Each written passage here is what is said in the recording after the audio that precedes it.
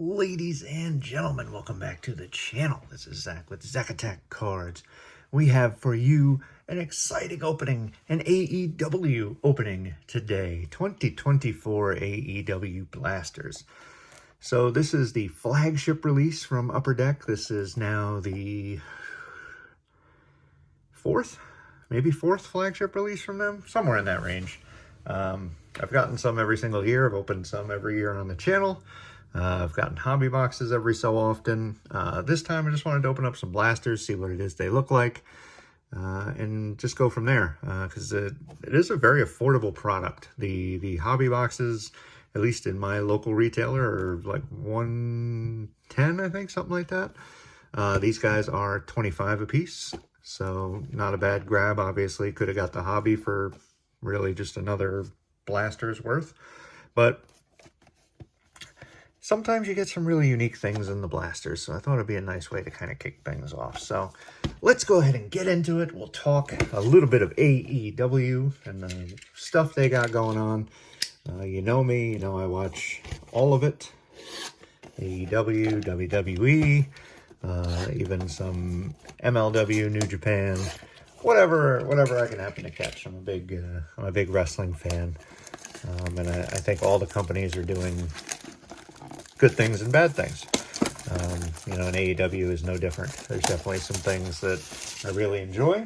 That would be the character development of Orange Cassidy. I think I've said before that I didn't really get it, but he has really turned it around. In my mind, he's like he's a very interesting character, which is something that I just did not see. I thought it was pure comedy. I thought it was like a, I don't know, to take a WWE term, like Santino type of thing, like just somebody who's there to kind of give you a break in between the more serious matches. But dude can absolutely wrestle, and like I said, his character development's quite good as well. So 4 packs per box, 12 cards per pack, so a little bit bigger packs this year. But anyway, let's go ahead and get the packs out, and then we'll take a spin around the box like we like to do when it is our first time opening a product.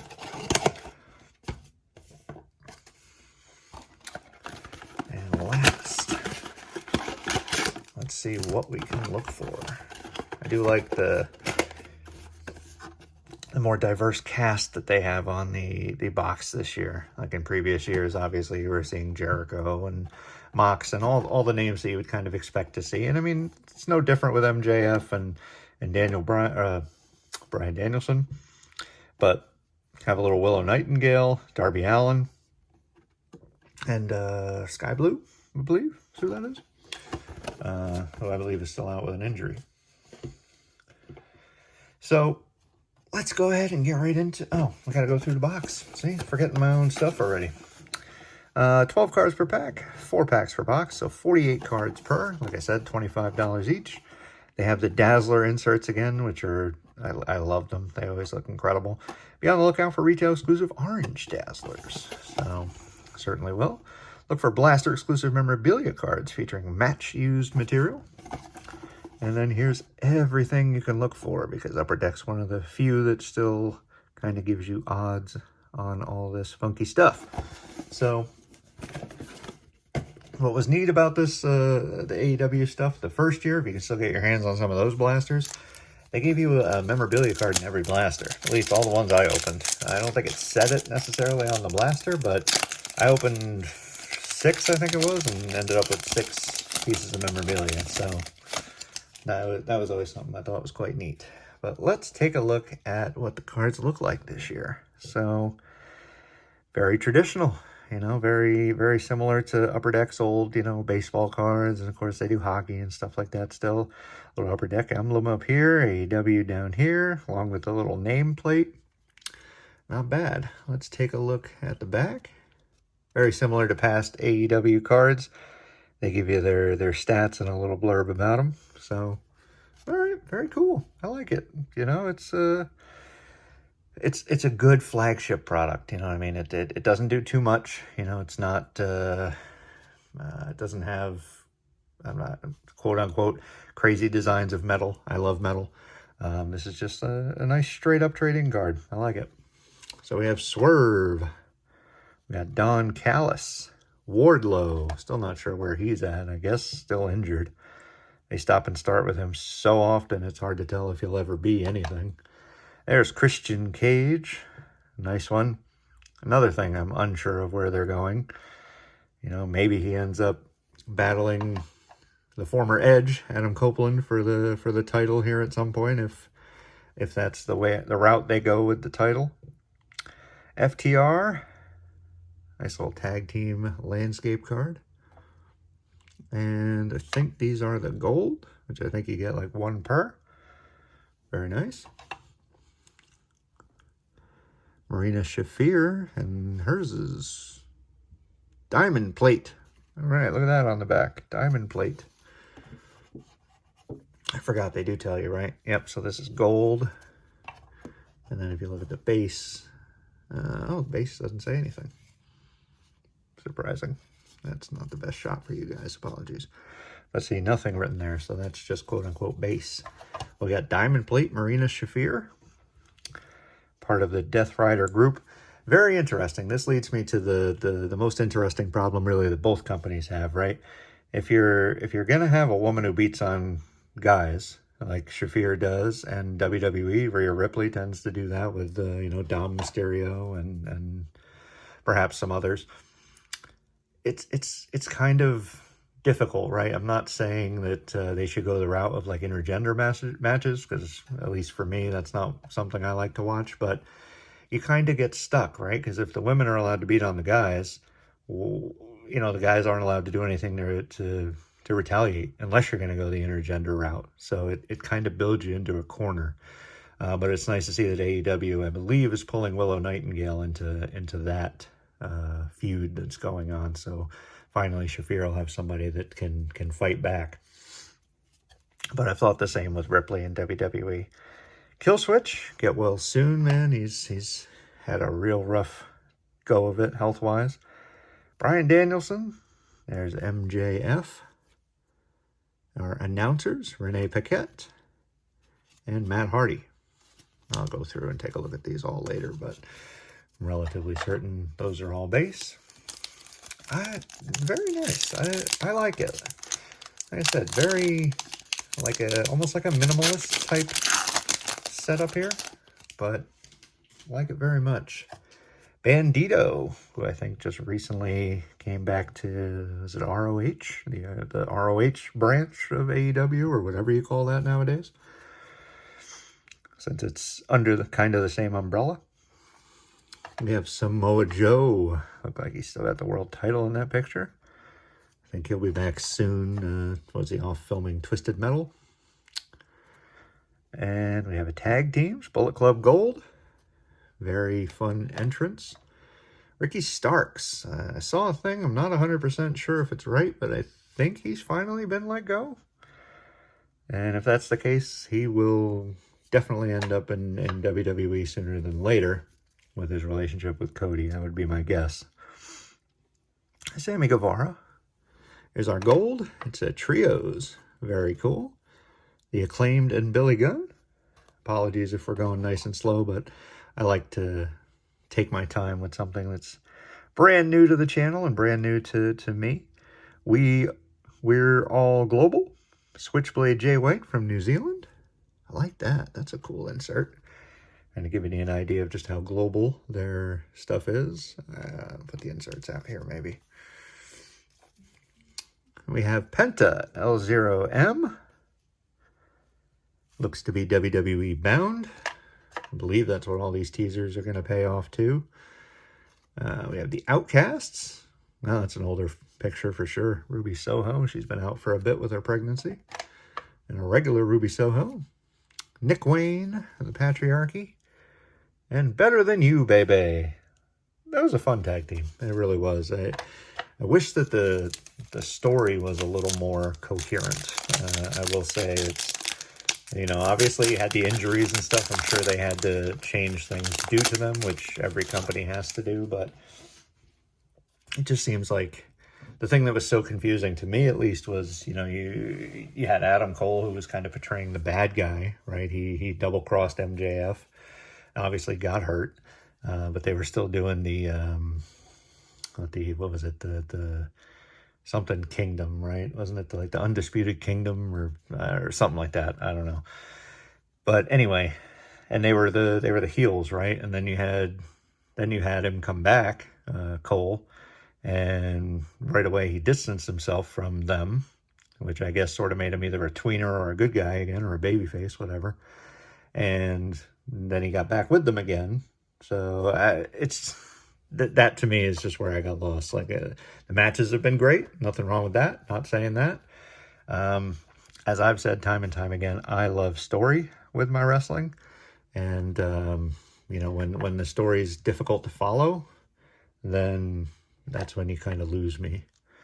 It looks like we have a Dazzlers coming up. We have Emi Sakura. Ooh, and it's the Switchblade. King Switch.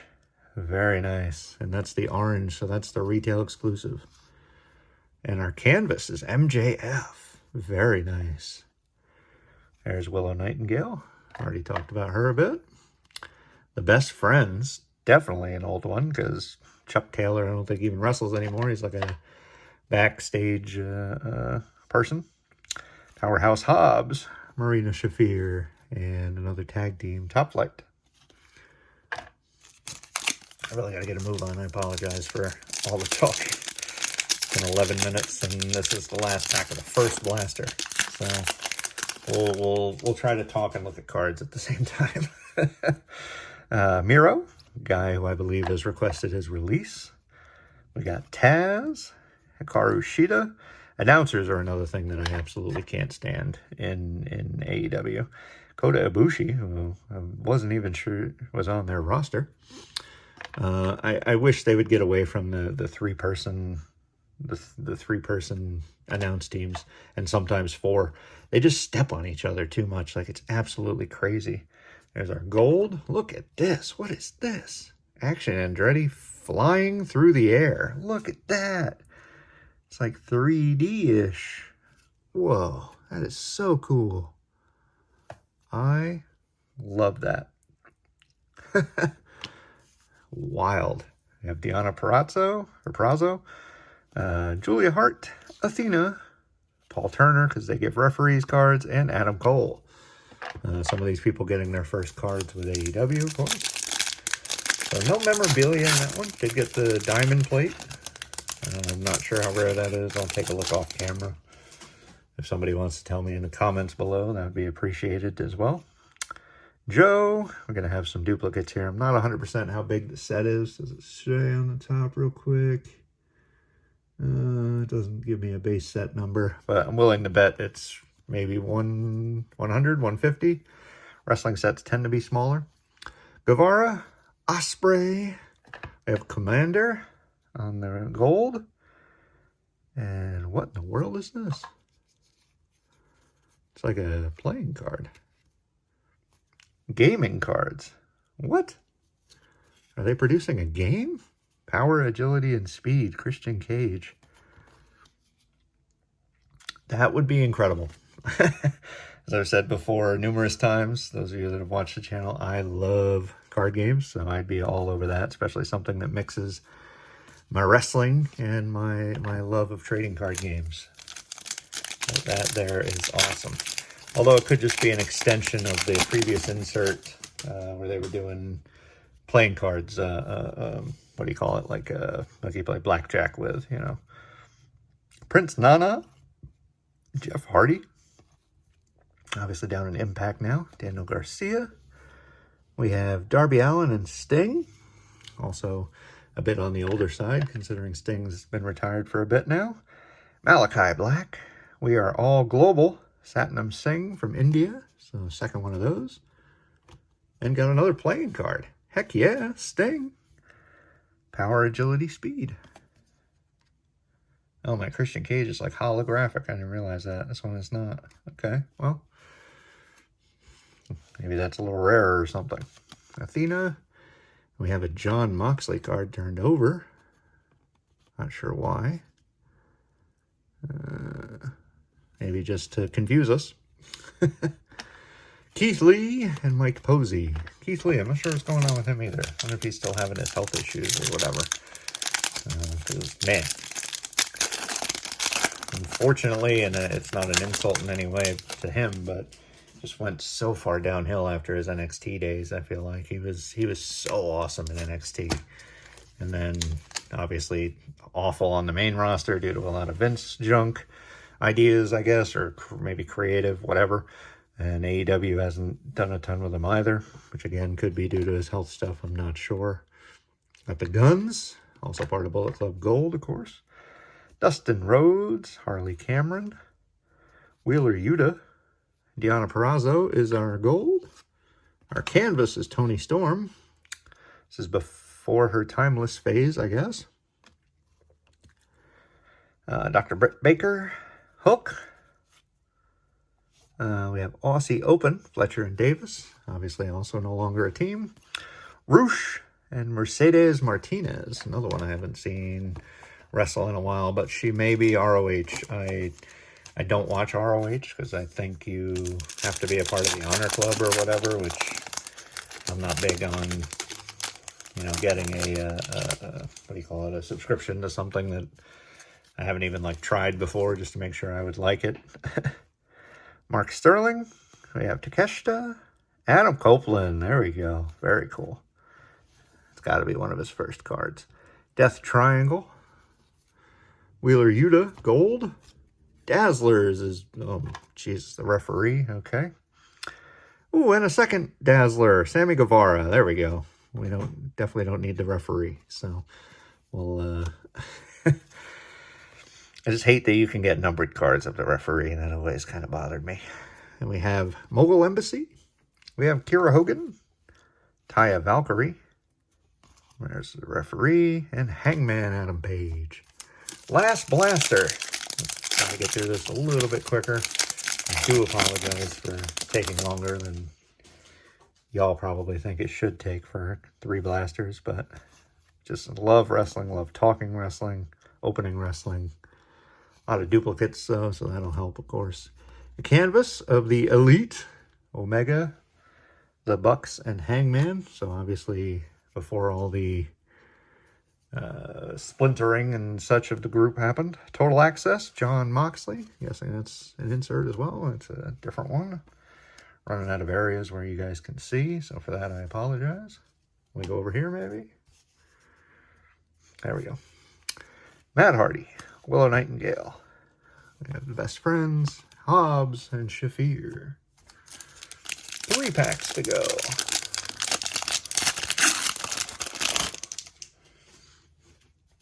Nyla Rose. There, we got Mariah May. We've gotten all of these so far. It's another gold. This time it's the Bucks, Young Bucks, whatever. AEW Revolution. Some kind of, maybe like a poster card or something like that. I think that's pretty cool. I'm guessing that's another different insert. That'll be off screen. Once again, apologies. Just don't have enough space in front of me. Don't have the biggest of work areas. But I'm a big fan of this set, if you couldn't tell. Very, what do you call it? Very, kind of like a throwback. Like I said, very like minimal. Nothing, not a ton of like special stuff going on here. Billy Starks on the gold. Cash Wheeler on the game card thing. And we've seen Darby. That's a new one, I think.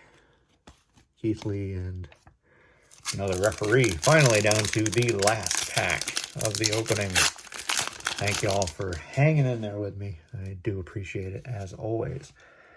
And starting with Taz. Sheeta. Hoda. Seen all these. And Dito. Renee Paquette, I believe, is the diamond plate. And just a Pyro, Kenny Omega, I guess. I like that a lot. I'll just stick that with the diamond plate, I guess. Cole, Penta, seeing all these. And there we go. So there you have it. A nice little sampling of 2024 All Elite Wrestling from Upper Deck, the quote-unquote flagship release for AEW. I like it. I think it's a buy. I'll definitely be going out and getting a hobby box if my local store still has it. And I'll be certain to bring it to you. Let me know in the comments down below if this is something that you enjoy, what you think of the set, what you think of AEW in general. But with that said, I'm going to go ahead and get you on out of here. If you could head down below, hit the subscribe button, click the like while you're there. If you love wrestling, if you love wrestling cards, as I said, love to hear from you in the comments. Put out videos every Monday and Friday. And last thing, thank you guys very much. I appreciate each and every one of you. And I look forward to seeing you in the next one. Peace.